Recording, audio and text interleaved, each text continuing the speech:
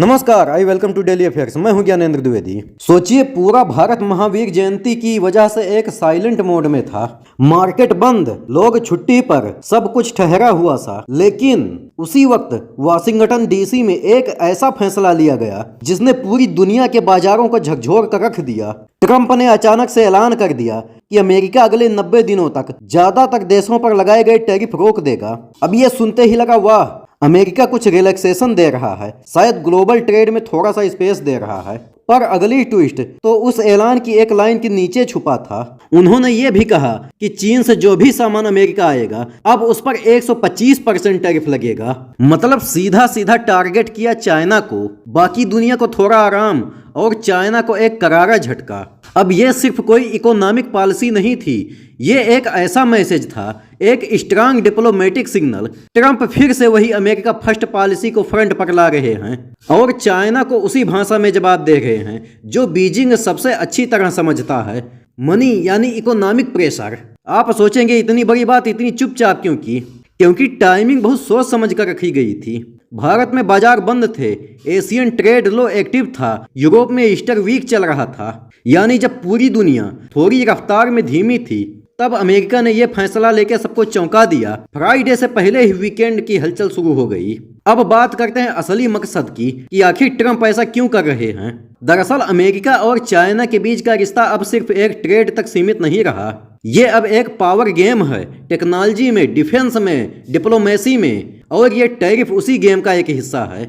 125% tariff लगाने का मतलब सिर्फ पैसा वसूलना नहीं है, बल्कि ये दिखाना भी है कि हम तुम्हारे ऊपर डिपेंड नहीं रहना चाहते। और ये बात अमेरिका कई बार अलग अलग तरीकों से कह चुका है, लेकिन इस बार वो सीधे बोल रहा है, तुम हमारे लिए ट्रेड पार्टनर नहीं, अब स्ट्रेटेजिक कॉम्पिटिटर हो। बीजिंग को यह बहुत क्लियर मैसेज है। वो जानते हैं कि ये टैरिफ सिर्फ टेम्परेरी नहीं है, ये उस लड़ाई की शुरुआत है जो अब नंबर से नहीं बल्कि स्ट्रेटेजी से लड़ी जाएगी। अब देखना होगा कि चाइना इसका क्या जवाब देता है। क्या वो भी कोई बड़ा ट्रेड एक्शन लेगा या फिर किसी डिप्लोमेटिक चाल से अमेरिका को काउंटर करेगा? क्योंकि एक बात तो तय है, ये 125% वाला फैसला बस इकोनॉमिक झटका नहीं था, ये एक नई ट्रेड वार की घंटी है जहां हर आंकड़ा, हर बयान और हर चुप्पी एक चाल है। जब अमेरिका 125% टैरिफ का ऐलान करता है तो सबसे पहला झटका चाइना के मैन्युफैक्चरिंग सेक्टर को लगता है, क्योंकि अमेरिका चाइना का सबसे बड़ा एक्सपोर्ट डेस्टिनेशन है। अगर चाइना के प्रोडक्ट्स इतने महंगे हो जाते हैं कि अमेरिकी कंपनियां या कस्टमर्स उन्हें खरीदना बंद कर दें तो चाइना के बिलियंस डॉलर इंडस्ट्री जैसे टेक, इलेक्ट्रॉनिक्स, मशीनरी और प्लास्टिक गुड्स की कमर टूट सकती है। अब यही झटका एक डोमिनो इफेक्ट बनता है। अगर चाइना से अमेरिका के लिए एक्सपोर्ट स्लो हो जाता है तो उसके ट्रेड नेटवर्क में भी स्लो डाउन आएगा, पोर्ट्स कम बिजी होंगे, सप्लाई चेन पर असर पड़ेगा और यहीं से एंट्री होती है दूसरे एशियन देशों की जैसे इंडिया, वियतनाम, जो अमेरिकी कंपनियों को सस्ता प्रोडक्शन ऑफर कर सकते हैं। यानी चाइना का डोमिनेंस धीरे धीरे कम होना शुरू होता है। अमेरिका ने अगर चाइना को आक्रामक तरीके से टारगेट किया है तो इसका मतलब है कि यूरोपियन यूनियन, जापान और ऑस्ट्रेलिया जैसे अमेरिका के एलाइज भी अब चाइना से डिस्टेंस बना सकते हैं। चाइना की वोल्फ वॉरियर डिप्लोमेसी पहले ही कई देशों को खफा कर चुकी है और ऐसे में अमेरिका का स्ट्रांग स्टैंड बाकी देशों को भी चाइना से दूरी बनाना सिखा सकता है। चाइना अपने इंफ्रास्ट्रक्चर प्रोजेक्ट्स से एशिया, अफ्रीका और यूरोप में इन्फ्लुएंस बना रहा था, लेकिन अगर टैरिफ वार के चलते उसकी इकोनॉमी स्लो होती है तो BRI फंडिंग में कटौती करनी पड़ सकती है। इसका मतलब है कम पावर, कम असर, कम कंट्रोल। AI चिप्स, 5G, इन सब फील्ड्स में अमेरिका और चाइना का कंपटीशन पहले ही हाई लेवल पर है। लेकिन अगर अमेरिकी मार्केट चाइना के लिए बंद हो गया तो उसकी टेक कंपनियों का ग्रोथ स्लो हो जाएगा। अब इस टैरिफ वार से उसकी कमर और झुक सकती है। चाइना की जनता का भरोसा उसकी सरकार की ग्रोथ मॉडल पर है। अगर ट्रेड वार के चलते बेरोजगारी बढ़ती है, फॉरेन इन्वेस्टमेंट कम होती है तो पब्लिक डिससेटिस्फेक्शन बढ़ेगा। ये शांति से नहीं होगा। बीजिंग में अंदरूनी दबाव बढ़ सकता है और शी जिनपिंग की पॉलिसी पर सवाल उठ सकते हैं। ये टैरिफ सिर्फ एक इकोनॉमिक टूल नहीं, ये जियोपॉलिटिकल गियर शिफ्ट है। ट्रंप ने 125% का झटका देकर ये दिखा दिया है कि अमेरिका अब बैलेंस नहीं, डोमिनेंस के मोड में है और चाइना को समझ आ गया है कि कोई छोटी मोटी ट्रेड डील की बात नहीं बल्कि उस ग्लोबल लीडरशिप के ताज की लड़ाई है जो एक वक्त अमेरिका के पास था और जिसे अब चाइना छीनना चाहता है। लेकिन एक झटके से खेल पलट सकता है। और जब दुनिया बीजिंग और वाशिंगटन की इस टैरिफ वार को टेंशन की निगाहों से देख रही थी, तब कहीं कोने में एक देश था जो चुपचाप मुस्कुरा रहा था। भारत। ना शोर, ना बयानबाजी, ना कोई हड़बड़ी, सिर्फ एक शांत स्टैंड, बिल्कुल वैसा ही जैसा कोई बुद्धिमान खिलाड़ी रखता है जब दो बड़े प्रतिद्वंदी आमने सामने हों। क्योंकि इंडिया जानता है ये वक्त चिल्लाने का नहीं, मौका पकड़ने का है। ट्रंप का यह फैसला सीधे सीधे चाइना की रीढ़ पर वार करता है और उसी वार से वो स्पेस खुलता है जिसे भारत बखूबी भर सकता है।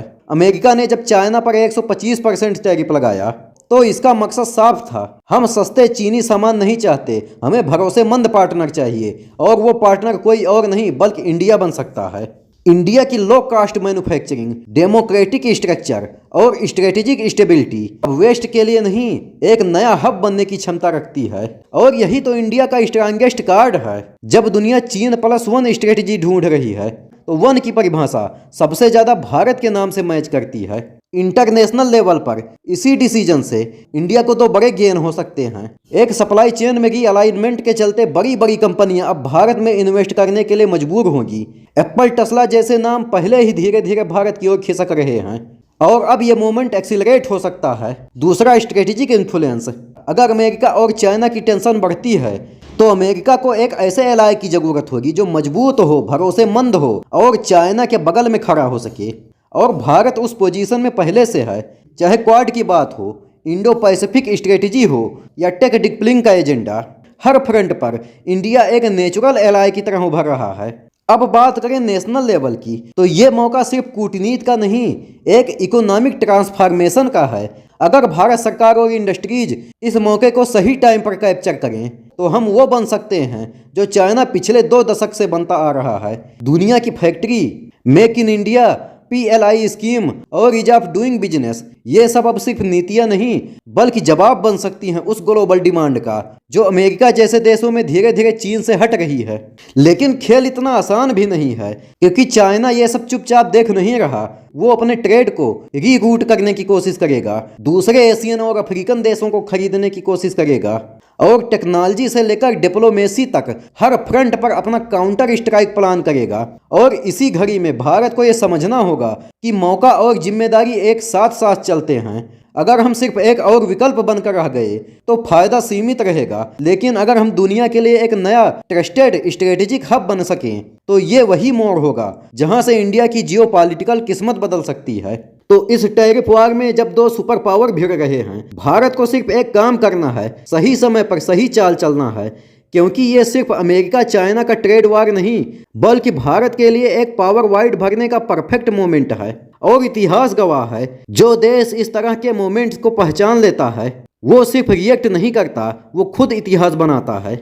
और लास्ट में मैं आपसे एक क्वेश्चन पूछूंगा कि हाल ही में चर्चा में रहा चागोस द्वीप समूह किस महासागर में स्थित है? ए पर है अटलांटिक महासागर, बी प्रशांत महासागर, सी हिंद महासागर और डी आर्कटिक महासागर। अगर आपको आंसर पता है तो कमेंट बॉक्स में जरूर दीजिए और अगर वीडियो पसंद आया हो तो लाइक और सब्सक्राइब जरूर करिए। मिलते हैं अगले वीडियो में। जय हिंद।